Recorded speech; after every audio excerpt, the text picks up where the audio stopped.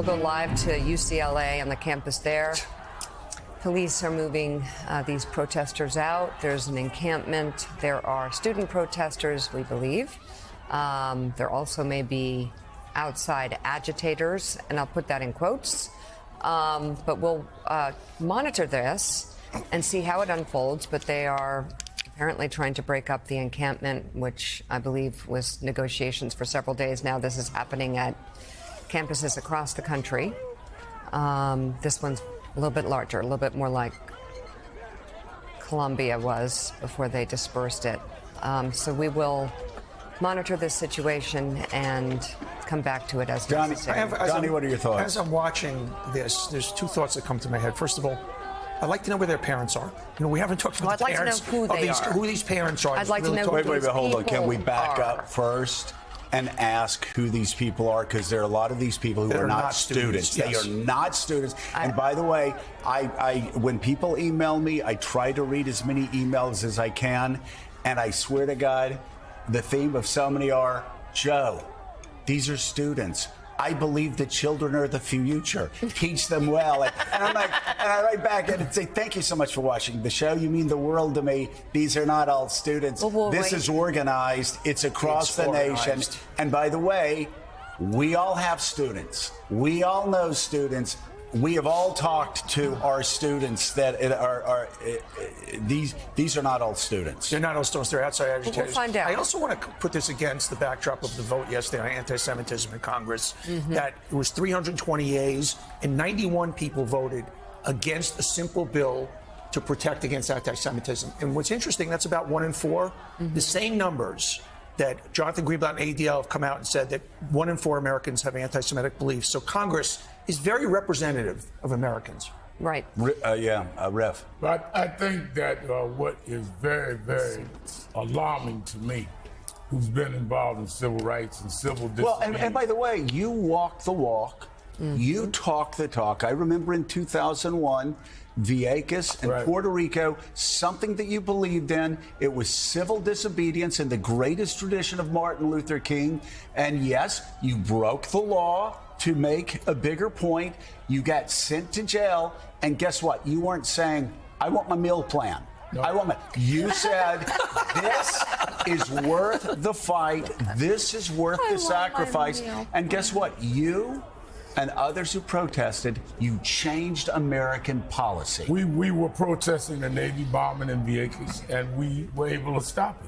I did 90 days in jail. You came out, by the way, you came out thinner too, my man. I went on a diet. That was the beginning. No, I went on a fast.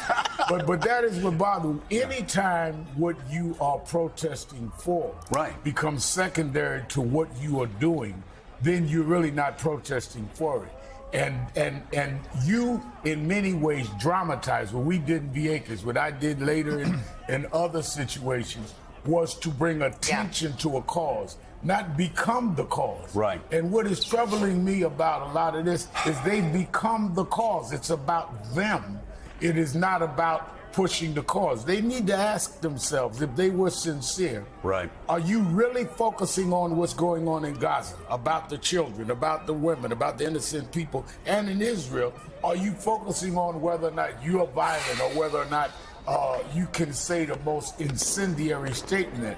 How are you guiding this? It's about them, and I think that they've lost the message. And I think that's because they've been infiltrated by people that are not there. That is what I'm worried about. Well, and that's what we're all worried about. And Jen, you look at these protests, and again, from I'll just call it reporting on a lot of these demonstrations.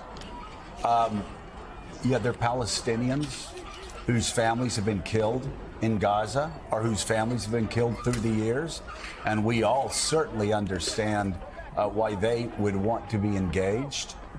There are a lot of people that are just there. They are. I know this. You can email me if you want to. I know this.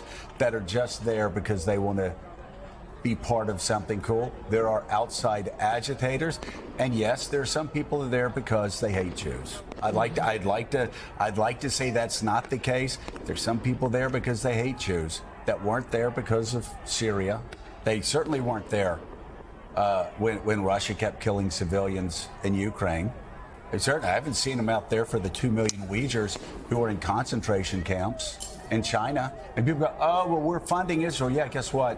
When you go and you buy gas, you're directly or indirectly helping Russia. You're indirectly or directly helping Iran. When we trade and buy cheap products from China, you're helping China repress not only people in Hong Kong, you're helping China repress the Uyghurs, et cetera, et cetera. We could go down that path if you want. And so they're just, again, these people weren't here when 500,000 Arabs were killed in Syria. They're here now, though. Why? Because Jews are involved. But go ahead. Well, yeah. In terms of it not being students, people really seem to question that. But the student leader from Columbia was in the New York Times saying this is an autonomous group that took over the hall, right? It's not as if we are projecting that these are not students. Like the student leader said, it is an autonomous group that did that. And I think the reporting that sort of helped put this in perspective. Jeremy Peters wrote a good piece yesterday because he went and interviewed a lot of protesters, and there are, we all have in our own lives, all of us are concerned about Gaza. We all have in our own lives, all the people that we know that are really concerned about Gaza. It's very sincere and it's very tragic. But what he identified was that these people had a lot, it was upset about how indigenous people are treated in general. It's upset about climate change. It was kind of this, sort of new world clash of ideologies that they were expressing there. That won't be limited to this issue, right? So even if this is what I'm thinking about, like, how does this affect the election? Where does this go to? Even if the Gaza conflict is resolved, you are likely to see, they may just move on to the next issue, which is sort of also, also your point, and that they will.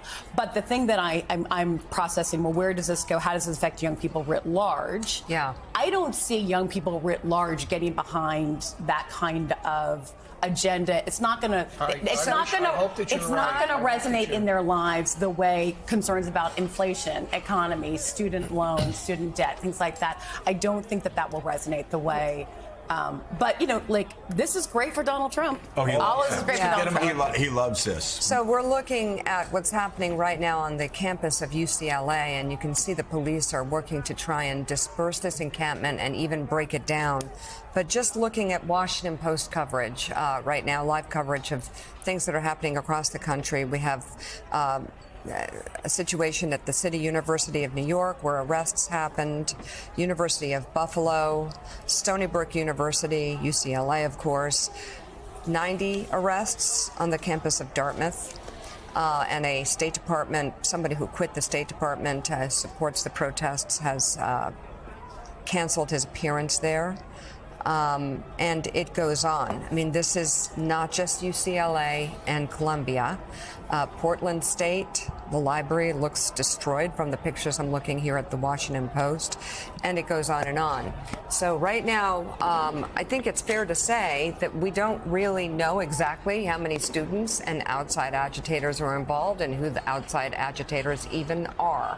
But it is questionable to believe that it would just be students in there doing this. Well, if it is, then your question, then your point that you were about to make, Donnie, is 100% correct, and we've got a problem. I would like to go to Jonathan Lemire, if possible. I just want to follow up, though, again, based on the student leader at Columbia, we don't have to ask if those were students in charge of taking over the building, because the student leader at Columbia said they were outside agitators. An autonomous group. That's it. All the tents were the same colors at a lot of these things. I just want to wait There's until money we coming in behind this, and the students are not paying for this. That's my instinct. I don't feel comfortable about this. I think we need to also bring up the violence, the vandalism. Right. When you go into the Columbia Hall where they had destroyed property, What is that about? What is the point of that? That's not. How's that going to help? who are really these? help the I mean, people How's of that going to Gaza. help the people of Gaza? Well, no, but you're supposed to be protesting, and in my opinion, rightfully so, violence being reckless on either side. Correct. And you're going to do violence yourself to a building. Correct. That's where I, as one who engages Where did I now, learn in civil that? disobedience, I'm leading marches now about DEI. And I'm looking at this saying, wait a minute, Yeah. you're tearing up walls Yeah. in the name of what? Breaking Children in windows? Gaza? No, there's some other element in here that is hijacking this from. I don't disagree.